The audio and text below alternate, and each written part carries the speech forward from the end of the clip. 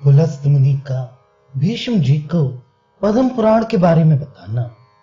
इतना सुन ऋषियों ने सूत जी से पूछा कि बुद्धिमान भीष्म जी ने ब्रह्मा जी के मानसिक पुत्र भगवान पुलस्त ऋषि से कैसे पूछा, क्योंकि उनका दर्शन पापी पुरुषों को दुर्लभ है।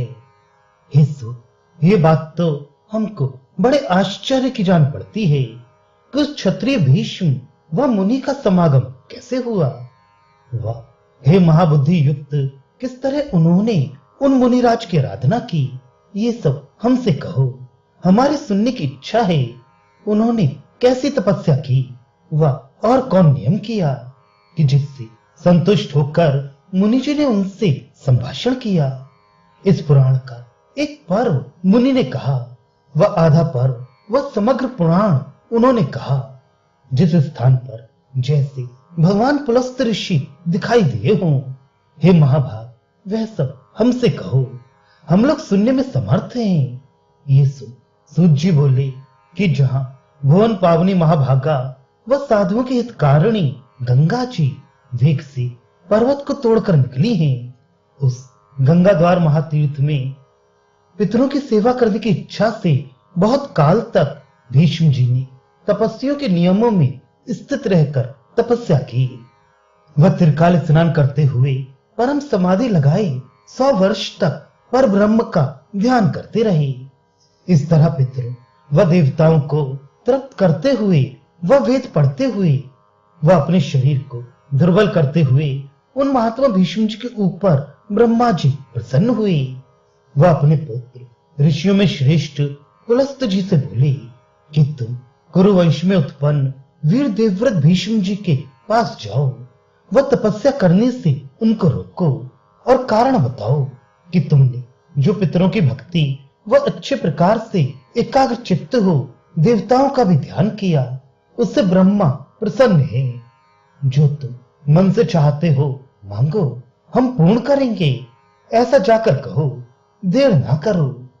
ब्रह्मा जी के ऐसे वचन सुन मुनियों में श्रेष्ठ पुलस्त जी गंगा द्वार पर गए और भीष्म जी से बोले कि तुम्हारे मन में जो बात हो उसके लिए वरदान मांगो, तुम्हारा कल्याण हो, क्योंकि तुम्हारी तपस्या से पितामह ब्रह्मा जी संतुष्ट हुए हैं। इससे उन्होंने हमको तुम्हारे निकट भेजा है। अब जो तुमको वांछित होंगे वे वर तुमको देंगे। भीष्म जी ने भी मन व कानों को सुख देने वाले उनके वचन सुन नेत्रोद्धार आगे पुलस्त जी को खड़े देख साष्टांग प्रणाम कर वह सब अंगों से पृथ्वी पर गिर मुनिराज से कहा, आज मेरा जन्म सफल हुआ। वह यह दिन अति कल्याणकारक हुआ जो कि आपके संसार में वंदनीय चरणार विंद मैंने देखे। वह आपको जो मैंने देखा ये इस तपस्या का फल है नहीं तो विशेष वर देने के लिए गंगा जी के निकट क्यों आ पाते। अब आप इस हमारे सुख देने वाले बनाए हुए कुशासन पर विराजिए। वह पलाश के पत्तों के दोने में दूध, अक्षत, समिध, कुश, सरसों, दही, शहद व यव सहित जल, ये मुनियों ने पूर्व काल में अष्टांग अर्घ्य कहा है, इसको ग्रहण कीजिए। इस रीत से अमित पराक्रमी भीष्म जी के वचन सुन ब्रह्मा जी के पुत्र भगवान पुलस्त ऋषि कुशासन पर बैठ गए। वह भीष्म जी के दिए हुए अर्घ्य पाद्य ग्रहण कर उस अच्छे आचार से बहुत संतुष्ट हुए। वह बोले कि हे महाभाग, वत्स भीष्म, तुम बड़े सत्यवादी, दानी, सत्य प्रतिज्ञ, लज्जावान, मैत्री करने वाले, क्षमाशील व शत्रुओं को सिखाने में बड़े पराक्रमी, धर्मज्ञ, उपकार जानने वाले, दयावान, प्रियवादी, मान्य, औरों का मान करने वाले, जानने वाले, ब्राह्मण व साधुओं के ऊपर प्रीत करने वाले हो। इससे हम तुम्हारे इस साष्टांग प्रणाम व अर्घ्य आदिकों से बहुत संतुष्ट हुए। हे महाभाग, जो चाहो वर मांगो, हम सब तुमको देंगे।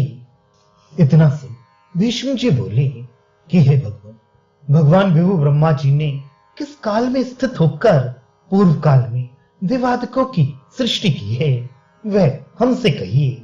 फिर भगवान विष्णु जी व रुद्र जी कैसे उत्पन्न हुए, वह उन महात्मा ब्रह्मा जी ने देवताओं व ऋषियों को कैसे बनाया? वह पृथ्वी, आकाश, समुद्र, द्वीप, पर्वत, ग्राम, वन, पुर कैसे बनाई? मुनियों, प्रजापतियों, सप्तऋषियों व और श्रेष्ठ लोगों को, पवन, स्थान, गंधर्वों, यक्षों, राक्षसों को भी कैसे निर्माण किया? तीर्थ, नदी, सूर्य आदि ग्रह, तारामंडल, इन सबों को जिस प्रकार भगवान ब्रह्मा जी ने बनाया है, आप कृपा करके सब हमसे बताइए। भीष्म जी के प्रश्न सुन पुलस्त जी बोले कि ब्रह्मा जी सब परों से परे हैं, इससे परमात्मा कहलाते हैं। वे रूप वर्णादिकों से रहित हैं, वह महतत्व आदि से विवर्जित हैं, वृद्धि व नाश से भी रहित हैं, इससे उनका अंत कभी होता ही नहीं। वह सत्य, रजतमो गुणों से भी रहित हैं, केवल सदा प्रकाशित रहती हैं। वह सब कहीं सब जड़ों व चैतन्यों में उनकी समान मूर्ति रहती है, इससे उनकी उपमा किसी के साथ नहीं दे सकती। वह इसी से इनको ब्रह्म रूप से सब जगत को भावित करने वाले मुनि लोग कहते हैं। उन परम गहर रूप, सदा विद्यमान, अजा, नाश रहित, अव्यय व पुरुष रूप काल रूप से स्थित ब्रह्मा जी को नमस्कार कर जिस प्रकार उन्होंने जगत बनाया है, तुमसे वर्णन करेंगे। चित्त लगा के सुनिए।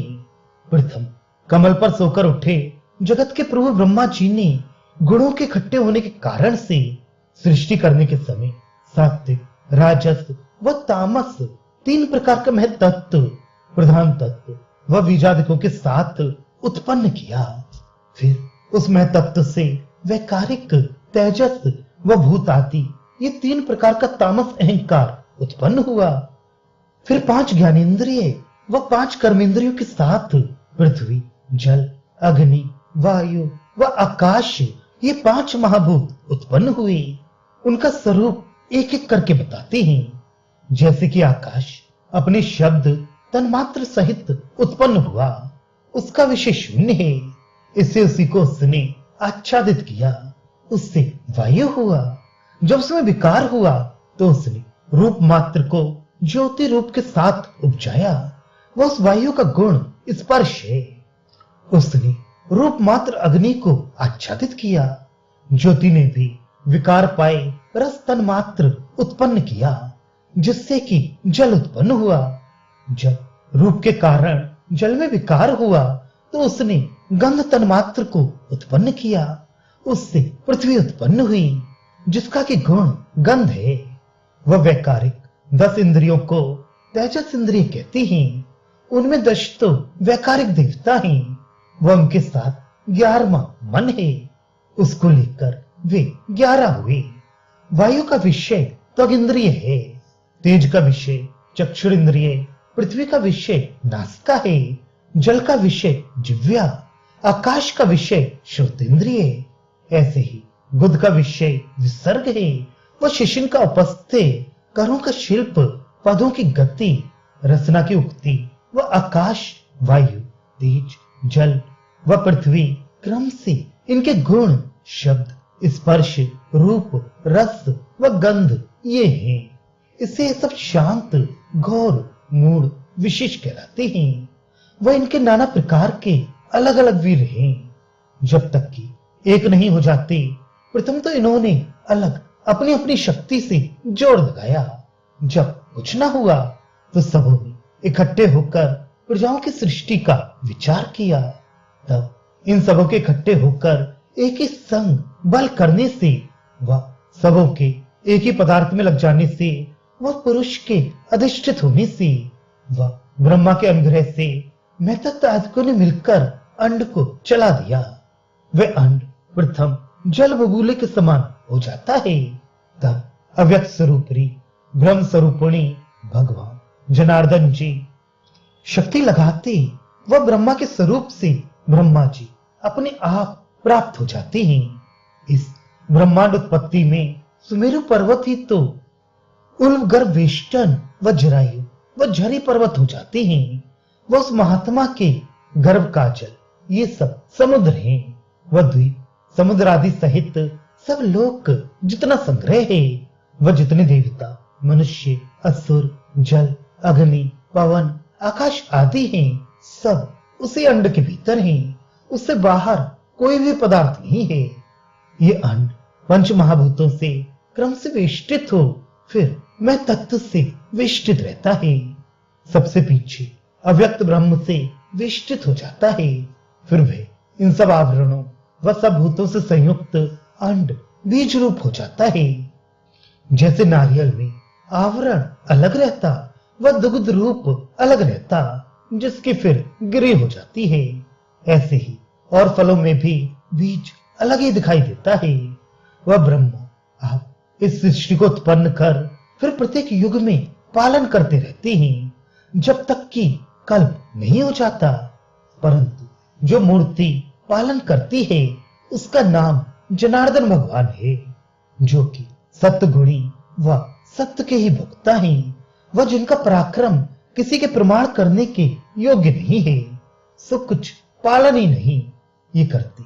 अंत समय तमोगुणी रौद्र रूप धारण कर संहार भी वे ही करते हैं। वह मूर्ति ऐसी भयंकरी होती कि सब सृष्टि मात्र को भक्षण कर देती है। फिर वही जनार्दन अपनी उस रौद्री मूर्ति से संहार कर वह जगत को एकाण कर नाक का बिछौना बना शयन करने लगते हैं। जागने पर फिर वही ब्रह्मा बन सृष्टि करने लगते हैं। इस रीत से सृष्टि पालन व संहार करने से ब्रह्मा, विष्णु व महादेव ये तीन नाम उन्हीं जनार्दन भगवान के ही हो जाते हैं। उसमें ब्रह्मा होकर तो इसे बनाते हैं, वह विष्णु होकर पालते हैं, वह रुद्र हो संहार करते हैं।